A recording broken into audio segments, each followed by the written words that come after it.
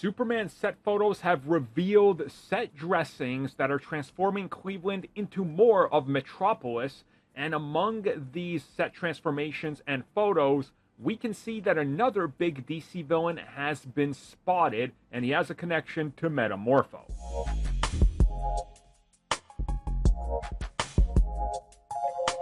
So the latest set photos have confirmed to us that Stag International / Stag Enterprises is in the brand new DCU.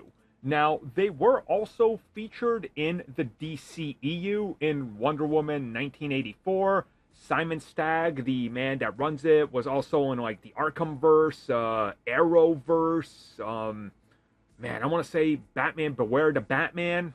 I think he was in that as well. Like, Simon Stagg's been in a lot of places, and this is one of those nefarious corporations that's not quite as evil as like Lex Luthor's anything that he owns or anything like that, but it's one of these sort of middle of the ground, hey, I'm trying to do good, but I have a villainous tendency and I'm looking out for myself.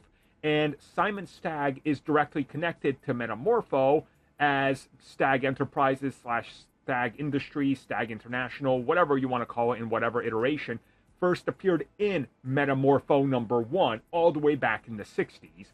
And we already know that Metamorpho is in this, and it's sounding like he's going to be one of the villains that Superman fights, possibly in the first act. That hasn't been confirmed. Some people are saying he's like an anti-hero. Some are saying he's an ally. We don't know what they're doing.